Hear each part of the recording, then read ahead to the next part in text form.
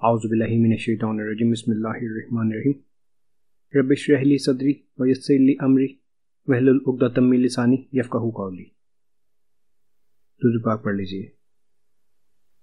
अल्लाहुम्मा सल्लि अला मुहम्मदिन व अला आलि मुहम्मद कमा सल्लैता अला इब्राहीम व अला आलि इब्राहीम इन्नका हमीदुम मजीद। अल्लाहुम्मा बारिक अला मुहम्मदिन व अला आलि मुहम्मद कमा बारकता अला इब्राहीम व अला आलि इब्राहीम इन्नका हमीदुम मजीद। सिलसिला इस्माइली। ये पहले मालूम हो चुका है कि मौरखीन अरब ने अरब की 3 किस्में की हैं। अरब की वो कदीम कौमें जो बिल्कुल बर्बाद हो गईं, मसलन तिस्म व जदीस वगैरह। खालिस अरब जो कहतान की औलाद हैं, मसलन अहले यमन और अंसार। और तीसरा सिलसिला इस्माइली। हज़रत इस्माइल अलैहिस्सलाम जब मक्का मुअज़्ज़मा में आबाद हुए तो हवाली मक्का में बनु जुरहम आबाद थे। हज़रत इस्माइल अलैहिस्सलाम ने इस ख़ानदान से शादी की। इससे जो औलाद हुई वो अरब मुस्तरबा कहलाती है। अब अरब का पहला हिस्सा इसी ख़ानदान से है। पैगम्बर इस्लाम और ख़ुद इस्लाम की तारीख़ तमाम तर इसी आखिरी सिलसिला से वाबस्ता है कि आनज़र सल्लल्लाहु अलैहि वसल्लम हज़रत इस्माइल अलैहिस्सलाम ही के ख़ानदान से हैं, और जो शरीयत आनज़र सल्लल्लाहु अलैहि वसल्लम को अनायत हुई वही है जो हज़रत इब्राहीम अलैहिस्सलाम को अता हुई थी। कुरान मजीद में है, बिस्मिल्लाहिर्रहमानिर्रहीम, मिल्लत अबीकुम इब्राहीम व सम्माकुमुल मुस्लिमीन मिन क़ब्लु व फ़ी हाज़ा। सूरह हज 10। तर्जुमा।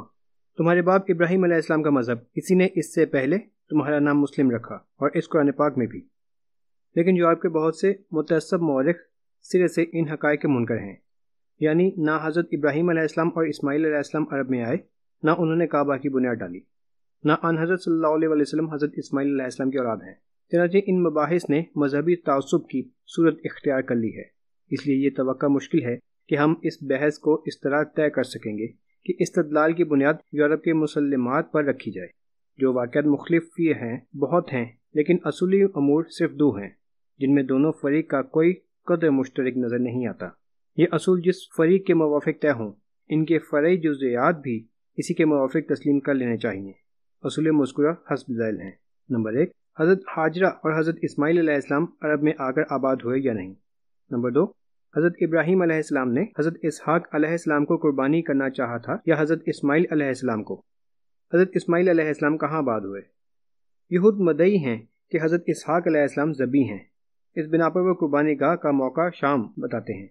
लेकिन अगर ये साबित हो जाए कि हज़रत इसहाक़ अलैहिस्सलाम नहीं बल्कि हज़रत इस्माइल अलैहिस्सलाम थे, तो कुर्बानी गाह के मौका की निस्बत अरब ही की रवायतें तस्लीम करनी पड़ेंगी, और इस हालत में तारीख़ की तमाम कड़ियाँ मुत्तसल हो जाएंगी।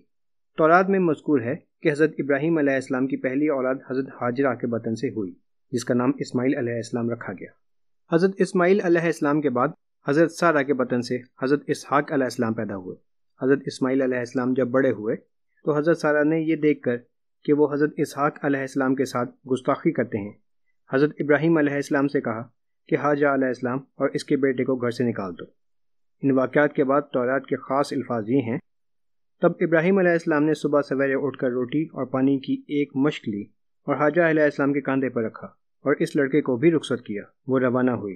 बेरसबा के बयानात में भटकती फिरती थी, और जब मश्क का पानी चक गया तब इसने इस लड़के को एक झाड़ी के नीचे डाल दिया और आप इसके सामने एक तीर के पट्टे पर दूर जाकर बैठी, क्योंकि इसने कहा मैं लड़के का मरना ना देखूं। सो वो सामने बैठी और चिल्ला चिल्ला कर रोई। तब खुदा ताला ने इस लड़के की आवाज़ सुनी और खुदा ताला के फरिश्ता ने आसमान से हाजरा अलैहिस्सलाम को पुकारा और इससे कहा कि ए हाजरा अलैहिस्सलाम, तुझको क्या हुआ? मत डर कि इस लड़के की आवाज़ जहाँ वो पड़ा है खुदा ताला ने सुनी। उठ और लड़के को उठा और इसे अपने हाथ से संभाल कि मैं इसको एक बड़ी कौम बनाऊंगा। फिर खुदा ताला ने इसकी आंखें खोली और इसने पानी का एक कुआं देखा और जाकर अपनी मश्क को पानी से भर लिया और लड़के को पिलाया। और खुदा ताला इस लड़के के साथ था और वो बढ़ा और बियाबान में रहा किया और तीरंदाज हो गया, और वो फारान के बियाबान में रहा, और इसकी माँ ने मुल्क मिस्र में एक औरत ब्याहने को ली। तौरात सफ़े पैदाइश बाब 21। इस इबारत से ज़ाहिर होता है कि हज़रत इस्माइल अलैहिस्सलाम जब घर से निकाले गए तो बिल्कुल बच्चा थे। चनांचे हज़रत हाजरा अलैहिस्सलाम ने मश्क को और उनको कंधे पर उठाया। अरबी तौरात में साफ ये अल्फाज हैं। तर्जुमा। हज़रत इब्राहीम अलैहिस्सलाम ने मश्क और बच्चा दोनों को हाजरा के कंधे पर रखा। لیکن تورات میں یہ بھی مذکور ہے کہ جب حضرت اسماعیل علیہ السلام پیدا ہوئے تو حضرت ابراہیم علیہ السلام کی عمر 86 برس کی تھی، اور جب حضرت ابراہیم علیہ السلام نے حضرت اسماعیل علیہ السلام کا ختنہ کیا تو حضرت اسماعیل علیہ السلام کی عمر 13 برس کی اور حضرت ابراہیم علیہ السلام 99 برس کی تھی۔ یہ ظاہر ہے کہ حضرت اسماعیل علیہ السلام کے گھر سے نکالے جانے کا واقعہ ختنہ کے بعد کا ہوگا، اس لیے اس وقت قطعاً ان کی عمر 13 برس سے زیادہ تھی، اور اس عمر کا لڑکا اتنا چھوٹا نہیں ہوتا کہ ماں اسے کندھے پر اٹھائے پھرے۔ اس واقعہ سے غرض یہ ہے کہ حضرت اسماعیل علیہ السلام کی عمر اسی وقت اتنی ہو چکی تھی کہ حضرت ابراہیم علیہ السلام ان کو اور ان کی والدہ کو اصلی مقام سکونت سے کسی اور مقام پر لا کر آباد کر سکتے تھے۔ توریت کی عبارت مذکورہ میں تصریح ہے کہ حضرت اسماعیل علیہ السلام فاران میں رہے اور تیر اندازی کرتے رہے۔ عیسائی کہتے ہیں کہ فاران اس صحرا کا نام ہے جو فلسطین کے جنوب میں واقع ہے، اس لیے حضرت اسماعیل علیہ السلام کا عرب میں آنا خلاف واقعہ ہے۔ جغرافیہ دانان عرب عموماً متفق ہیں کہ فاران حجاز کے پہاڑ کا نام ہے، چنانچہ معجم البدان میں صاف تصریح ہے، لیکن عیسائی مصنفین اس سے اتفاق نہیں کر سکتے۔ اس کا فیصلہ ایک بڑی طویل بحث پر مبنی ہے جو مباحثہ اور مناظرہ کی حد تک پہنچ جاتی ہے، اس لیے ہم اس کو قلم انداز کرتے ہیں۔ البتہ اس قدر بتانا ضروری ہے کہ عرب کی حد شمالی کسی زمانہ میں کس حد تک وسیع تھی۔ موسیو لیبان تمدن عرب میں لکھتے ہیں، اس جزیرے کی حد شمالی اس قدر صاف اور آسان نہیں ہے، یعنی یہ حد اس طرح پر قائم ہوتی ہے کہ غزوہ سے جو فلسطین کا ایک شہر اور بحر متوسط پر واقع ہے، ایک خط جنوب بحر لوط تک کھینچا جائے اور وہاں سے دمشق اور دمشق سے دریائے فرات تک اور دریائے فرات کے کنارے کنارے لا کر خلیج فارس میں ملا دیا جائے، بس اس خط کو عربستان کی حد شمالی کہہ سکتے ہیں۔ اس بنا پر عرب کے حجازی حصہ کا فاران میں محسوب ہونا خلاف قیاس نہیں۔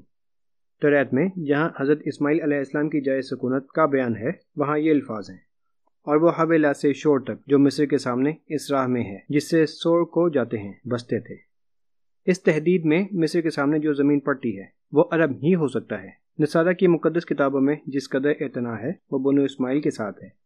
بنی اسماعیل کا ذکر محض ضمنی طور پر آ جاتا ہے، اور اس وجہ سے حضرت اسماعیل علیہ السلام کا عرب میں آباد ہونا بے تصریح نہیں ملتا، لیکن مختلف تلمیحات سے مفہوم ہوتا ہے کہ حضرت ہاجرہ کا عرب میں آباد ہونا ایک مسلم امر تھا۔